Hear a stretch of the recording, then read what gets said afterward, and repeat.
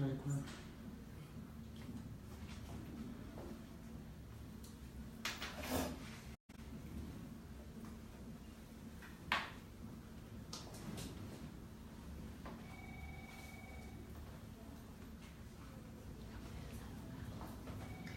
muy buenos días a todos los servidores públicos que nos acompañan en la mañana de hoy, en esta la última jornada de FESLab que adelanta la Comisión Nacional de Servicio Civil para efectos de socializar todo el proceso de evaluación de desempeño laboral en este primer periodo de evaluación. En la mañana de hoy estoy acompañada de Claudia Ortiz, asesora de la Comisión Nacional de Servicio Civil, quien les habla Sista Zúñiga, también asesora de esta Comisión Nacional, y les vamos a estar hablando acerca del tema del trámite de impedimentos y recusaciones, así como el trámite de recursos dentro del proceso de evaluación de desempeño laboral. Bien, para empezar vamos a hablar de lo que es el trámite de impedimentos y recusaciones en relación al proceso de evaluación de desempeño laboral. Empezamos con hacer la claridad que estos impedimentos son las circunstancias que se generan digámoslo así, a un servidor público, a un juzgador, para nuestro caso a un evaluador, frente a esas limitantes que generan frente a la imparcialidad para decidir en esa evaluación. Razón por la cual el mismo acuerdo 565 ha definido algunos criterios o unas causales en las cuales se deben presentar para efectos de que un servidor público pueda ser declarado impedido o sea recusado por su evaluado. Cuando hablamos de estas causales, pues obviamente hacemos referencia a esos vínculos de matrimonio, al vínculo de unión permanente, a una enemistad grave, a un parentesco que va desde el cuarto grado de consanguinidad, segundo de afinidad y primero civil. Es importante igual también mencionar en el trámite de impedimentos cómo vamos a acceder a que un servidor público, un evaluador sea declarado impedido para conocer de una respectiva evaluación, o por ejemplo cuando se trata de una recusación, ¿qué tiene que hacer el evaluado para efectos de que sea declarado así por el jefe de la entidad? Primero que todo, en relación a los impedimentos debemos tener en cuenta que el servidor público evaluador que se considere, el evaluador que se considere que se encuentra impedido para conocer de una evaluación, debe presentar esa solicitud ante el jefe de la entidad pública. Es el jefe de la entidad el que tiene esta facultad, dentro de esas facultades nominadoras, decidir mediante acto administrativo cuál es la posición de la entidad frente al tema. Si hay un impedimento, entonces así lo declarará mediante acto administrativo en un trámite que no debe pasar de más de 5 días hábiles contados a partir del momento en el que se genera la solicitud, y asimismo digamos deberá decidir si la persona se encuentra o no se encuentra impedida para poder ejercer esa evaluación. Acá tenemos en cuenta entonces otro aspecto adicional, y es que al momento de presentar la solicitud yo puedo allegar las pruebas digamos que quiero hacer valer tanto para el trámite de impedimento como para el trámite de recusación. Si no hay digamos frente a esa decisión que realiza o que presenta el nominador, no procede ningún tipo de recurso. Sencillamente, si el nominador decide que se va a generar, que se dio el impedimento, que se configuró alguna de las causales, entonces en ese caso deberá designar un nuevo evaluador, y a él se le deberán entregar todas las herramientas, digámoslo así, el portafolio de evidencias, toda la carpeta contentiva de la información del servidor público evaluado, con el fin de que adelante la evaluación correspondiente.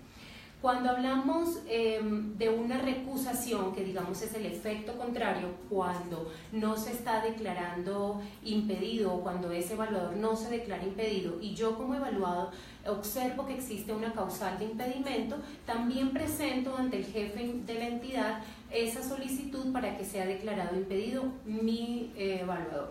En ese caso, pues también es un trámite que se adelanta en 5 días hábiles, también se pueden allegar las pruebas que sean pertinentes y frente al cual no existe recurso alguno. Sencillamente se adopta la decisión que así haya emitido el respectivo jefe de la entidad. En este trámite de impedimentos y recusaciones tenemos que tener en cuenta adicionalmente un aspecto que trae el Acuerdo 565-2016, y es cuando se generan los impedimentos para los empleados que hacen parte de las comisiones de personal.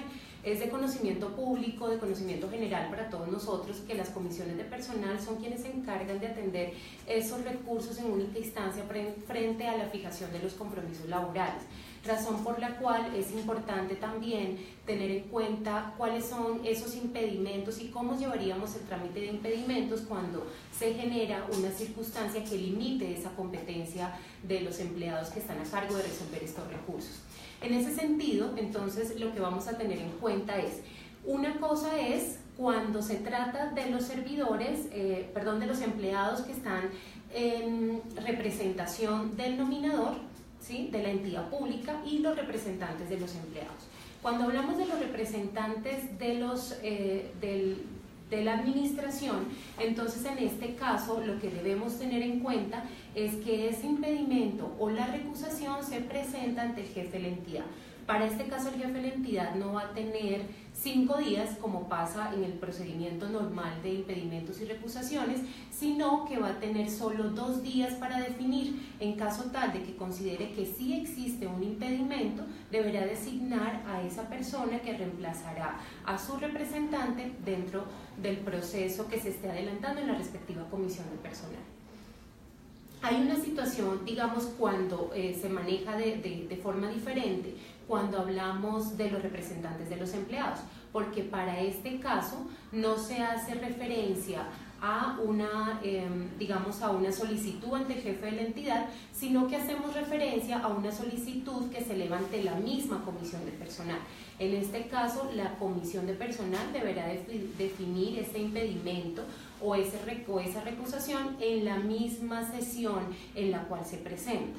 Pero tenemos que tener en cuenta que cuando se habla de las recusaciones, entonces la vamos a presentar como evaluados ante la Secretaría General de la Comisión de Personal para que a su vez en la misma sesión se haga, valer y se haga el análisis correspondiente a la respectiva solicitud. Todo esto en un trámite establecido por el Acuerdo 565 y de manera supletoria no regulado por el 760-2005 en un término de 2 días. Básicamente ahí tendríamos lo que es el proceso, el trámite de impedimentos y recusaciones en curso del proceso de evaluación de desempeño laboral. Sin embargo, pues hay algunas situaciones que se van generando en curso del proceso de evaluación de desempeño laboral y que han sido, de discusión y de continuas preguntas en la Comisión Nacional de Servicio Civil. Una de ellas tiene que ver con el acoso laboral, que se confunde mucho con el tema del trámite que adelantamos o que se adelanta al interior de las entidades en relación a impedimentos y recusaciones. Claudia nos va a colaborar un poco con ese tema de acoso laboral para que ustedes puedan identificar cuáles son las diferencias y podamos abordar de manera adecuada en sus entidades el trámite de impedimentos y recusaciones. Hola Sixta, muy buenos días. Sí, efectivamente nosotros debemos diferenciar 2 trámites que son los impedimentos y las recusaciones, como lo explicó Sixta, y el trámite de acoso laboral. Recuerden ustedes que el acoso laboral está previsto en la Ley 1010 del 2006, en donde se establecen, entre otros aspectos, cuáles son las conductas que constituyen acoso laboral, cuáles no constituyen acoso laboral, el trámite que se suelte ante los comités de convivencia laboral. Y respecto de la evaluación del desempeño laboral, existe un artículo, que es el 16, que menciona que se podrá suspender este proceso de evaluación del desempeño laboral cuando exista un dictamen médico expedido por la entidad promotora de salud a la cual se encuentra afiliado el evaluado, y entonces se suspenderá por el término que mencione dicho dictamen médico. Pero haciendo la salvedad, obviamente, que este es un trámite totalmente diferente al de los impedimentos y las recusaciones. Sí. Hay una situación adicional en el tema de los impedimentos y que también nos consultan, y es si existe algún instrumento definido por la Comisión Nacional de Servicio Civil para efectos de adelantar el trámite de impedimentos y recusaciones. Frente a ello es importante precisarle a todos los servidores públicos que por ser un trámite interno de la respectiva entidad no existe un formato definido por la comisión como si lo hay para el tema de la concertación de los compromisos, para el tema de la evaluación, no existe un formato preestablecido, es sencillamente objeto de un procedimiento interno frente al cual la comisión ni digamos, resuelve recursos ni tiene injerencia directa como para señalar los instrumentos del caso, ¿sí?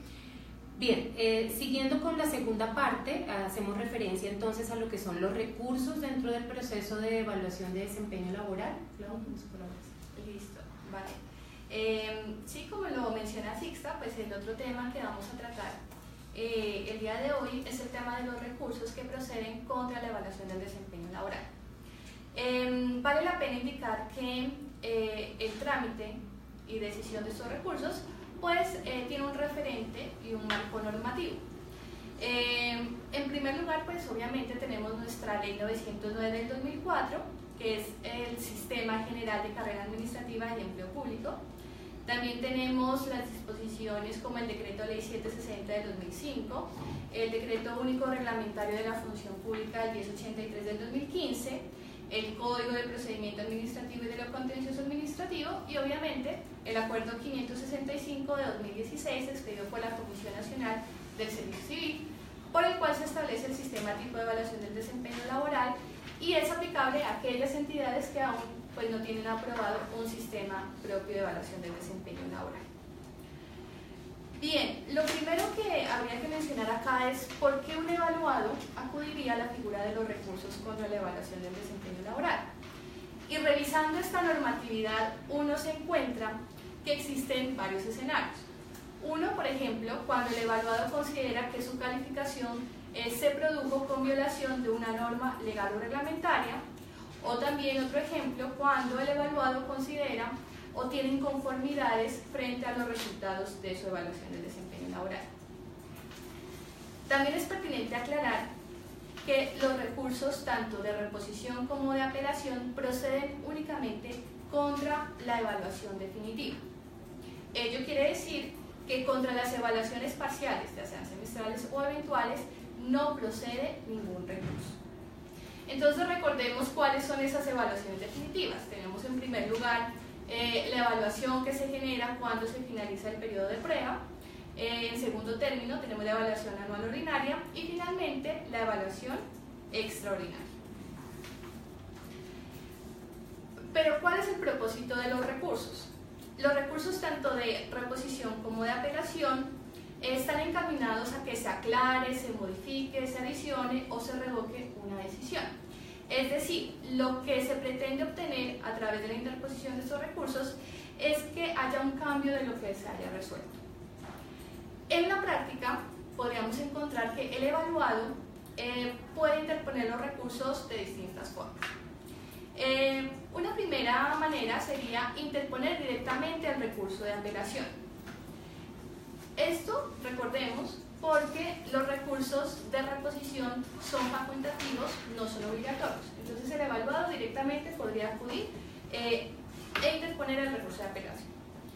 Otra manera de presentarlos podría ser interponiendo recurso de reposición y en subsidio apelación. Pero sobre este aspecto es muy importante tener en cuenta que cuando procede el recurso de apelación, este será obligatorio agotarlo para poder acudir a la jurisdicción. Bien, en cuanto a la interposición de los recursos de reposición y de apelación, recordemos que estos se deben interponer ante el evaluador, ya sea el jefe inmediato del evaluado o si existe una comisión evaluadora. Esta presentación debe ser de manera personal y por escrito. La sustentación de los recursos se podrá dar o bien sea en la diligencia de notificación personal o dentro de los 5 días siguientes a la misma. Dentro de los requisitos que deben reunir estos recursos de reposición y apelación tenemos en primer término pues que deben interponerse dentro del término o plazo establecido en la ley, que ya lo mencionamos. También se deben sustentar con aquellos motivos de inconformidad, ya sea de hecho o de derecho, que tiene el evaluado contra la calificación definitiva, indicar el nombre y la dirección del recurrente y finalmente podrá en su escrito solicitar o aportar pruebas. En cuanto al trámite de decisión de esos recursos de reposición y de apelación contra las calificaciones definitivas, pues nuestras normas especiales de evaluación del desempeño laboral nos remiten al trámite y decisión que establece el Código de Procedimiento Administrativo y de lo Contencioso Administrativo. Entonces, en cuanto al trámite que tenemos, que esos recursos se tramitan con un efecto suspensivo, que por regla general se resuelven de plano, salvo que haya práctica de pruebas, y recordemos que esta práctica de pruebas no puede tener o no puede ser superior a 30 días, y que una vez finaliza, si hay hubiera lugar la práctica de pruebas, pues hay que adoptar una decisión. Si estamos en el escenario de un recurso de reposición, pues la decisión la adoptará el evaluador, que ya dijimos puede ser el jefe inmediato del evaluado o la comisión evaluadora si a ello hubiera lugar. ¿Qué pasa con los recursos de apelación? Estos son decididos por el superior jerárquico del evaluador. Aquí el acuerdo 565 del 2016, expedido por la Comisión Nacional del Servicio Civil, nos presenta dos posibles escenarios que se pueden presentar en la práctica. El primero de ellos es qué pasa con el recurso de apelación cuando el superior jerárquico hace parte de la comisión evaluadora. Entonces, en estos casos, corresponde al jefe de la entidad designar mediante un acto administrativo a un servidor de libre nombramiento y remoción para que resuelva el recurso de apelación. Sí. Y el siguiente evento que menciona nuestro acuerdo es qué pasa si es el nominador el que forma parte de la comisión evaluadora. Entonces, en estos casos, pues no hay lugar a desatar el recurso de apelación o de alzada, pues porque efectivamente no hay un superior jerárquico. La decisión en todos los casos debe ser motivada y debe responder todas aquellas inconformidades que haya planteado el evaluado en su escrito de recurso. Ahora bien,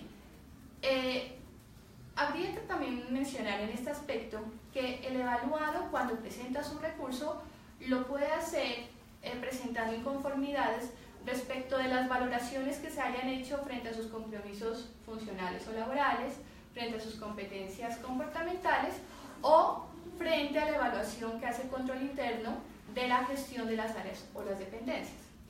En este último evento, ¿qué pasa? Cuando se presenta esta inconformidad, quien esté tramitando y decidiendo los recursos de reposición y apelación, pues debe dar traslado a la oficina de control interno para que esta oficina resuelva en única instancia esa reclamación contra la evaluación de gestión por áreas o dependencias y posteriormente incorporar la decisión en la resolución del recurso. Estos, digamos, son los aspectos más importantes de los recursos que proceden, repetimos, contra las calificaciones de carácter definitivo. Bien, una precisión adicional a lo que nos comentaba Claudia, y es que en relación a los recursos sí tenemos un formato que es el formato número 6, que es el formato mediante el cual estableció la Comisión Nacional de Servicio Civil que se debía realizar las comunicaciones de las evaluaciones parciales semestrales y la notificación de las evaluaciones definitivas, es decir, la que hacemos con corte 1 de febrero y la que estamos adelantando en todas las entidades públicas en este momento. Ese formato básicamente es el formato número 6. Ustedes van a encontrar en la parte derecha de sus formatos lo correspondiente a la fecha de la notificación que la debemos diligenciar, y en el evento en el que se hayan generado, que se hayan presentado recursos, en la parte final del formato, recuerden siempre en las casillas amarillas, van a encontrar la información correspondiente para diligenciar, los motivos del recurso, las personas que intervinieron en ellas, la motivación de la decisión de ese superior jerárquico en el evento que haya sido, digámoslo así, un recurso de apelación, o si fue solo un recurso de reposición, pues obviamente cuáles fueron las motivaciones del jefe inmediato al momento de tomar la respectiva decisión, si fue confirmar, si fue modificar la decisión, todas ellas quedarán plasmadas en ese formato número 6. No olvidemos nunca que ese formato lo debemos imprimir para firma tanto del servidor público evaluado como del evaluador, y con esto damos, digamos, por terminado todo el proceso de evaluación de desempeño laboral. Es el cierre específico de la notificación. Cuando hablamos, por ejemplo, del periodo de prueba, de la evaluación en periodo de prueba o de la evaluación extraordinaria, que son evaluaciones también definitivas, como Claudia les comentó. En estos casos nosotros hemos concebido dentro de los mismos formatos, hablando del formato F11 para el periodo de prueba y el formato F9 en el caso de la evaluación extraordinaria, que todo el efecto de la notificación se hace en la parte final, asimismo cuando se trata de los recursos por ser evaluaciones definitivas.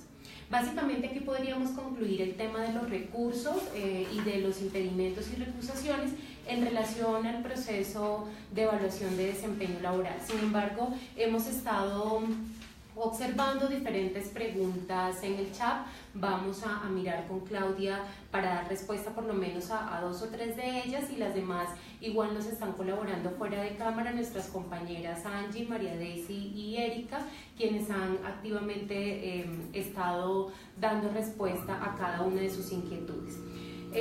Bien, voy a proceder, digamos, a dar respuesta a una de las que estaba observando en el chat, que hace referencia básicamente si los coordinadores de grupos internos de trabajo pueden evaluar, básicamente cómo entran a una evaluación esos coordinadores internos de trabajo. Frente a eso, pues es importante precisar que la regulación específica sobre los coordinadores internos de trabajo están definidos en el artículo 10 de nuestro acuerdo 565, donde señala quiénes tienen la obligación de evaluar. Frente a eso, pues decimos que tiene la obligación de evaluar el jefe inmediato, también cuando se habla de una comisión evaluadora, pero el parágrafo hace una aclaración básica en relación a los coordinadores de los grupos internos de trabajo, y en relación a ellos dice que puede evaluar, pero para evaluar tiene que conformar una comisión evaluadora con otro servidor de libre nombramiento y remoción. En este caso, digamos, solo se habilita si ese coordinador tiene un nivel igual o superior a sus evaluados. En el evento en el que sea de un nivel inferior, no podrá evaluar. Esto es importante para que puedan hacer ustedes la distinción en relación a las preguntas y, digamos, a los temas que se va generando en curso del proceso. No lo va a poder hacer si tiene un nivel inferior a sus subalternos, y en este caso la evaluación la debe realizar su superior jerárquico. Esta es una de las preguntas que estamos observando, digamos, en el chat. Clau, creo que tú tienes otra. Sí, acá hay una pregunta relacionada con los acuerdos de gestión. Efectivamente, nuestro acuerdo 565 de 2016, expedido por la CNCC, pues aplica a los empleados de carrera administrativa y en periodo de prueba de las entidades cobijadas por la Ley 909 del 2004. En relación con los acuerdos de gestión, habría que mencionar pues que esta es una forma de evaluación de los gerentes públicos, que son servidores de libre nombramiento y remoción, y que hay un capítulo destinado en esa Ley 909 del 2004 a referenciar los términos en los que se debe elaborar y evaluar estos acuerdos de gestión. Ahí se pueden encontrar los parámetros y obviamente si, digamos, se quiere tener un conocimiento más profundo del tema, es el Departamento Administrativo de la Función Pública, pues el que también nos brinda, digamos, una asesoría sobre este asunto. Bien, hay una pregunta que creo que se nos pasó a mencionar en el momento de hablar de impedimentos y recusaciones, y es, Clara nos pregunta hasta qué momento podemos adelantar el trámite de impedimento, o hasta dónde se puede declarar impedido un evaluador, o hasta cuándo podemos adelantar un trámite de recusaciones. Digamos, en ese sentido nosotros tenemos el mismo acuerdo 565, nos está diciendo que los impedimentos se podrán formular y decidir antes de efectuar la respectiva calificación, es decir, sea parcial, semestral o sea la evaluación definitiva. No puedo esperar, señores evaluados, hasta el momento en que recibo la notificación de la evaluación para, digamos, solicitar un impedimento amparados o sustentando una mala evaluación o una mala calificación de esos compromisos que concertamos en la parte inicial de nuestro proceso de evaluación y de nuestro periodo evaluable. Solo hasta antes de efectuar la respectiva calificación podremos instar al jefe de la entidad para que declare un impedimento. Pues básicamente esas son las preguntas que hemos ido atendiendo en curso de todo el chat. Igual estaremos atentos hasta las 11 de la mañana por todos los medios internos de la Comisión Nacional del Servicio Civil. Seguiremos con el chat interactivo por el medio del Face. Asimismo también por nuestras líneas de atención al ciudadano para efectos de brindar toda la información que ustedes requieran, no solo de impedimentos y recusaciones y el trámite de los recursos, sino también todos aquellos que se generen en razón del proceso de evaluación de desempeño laboral. Muchísimas gracias por toda su atención y estaremos atentos, como ya le mencionamos, a todas sus inquietudes. Muchas gracias.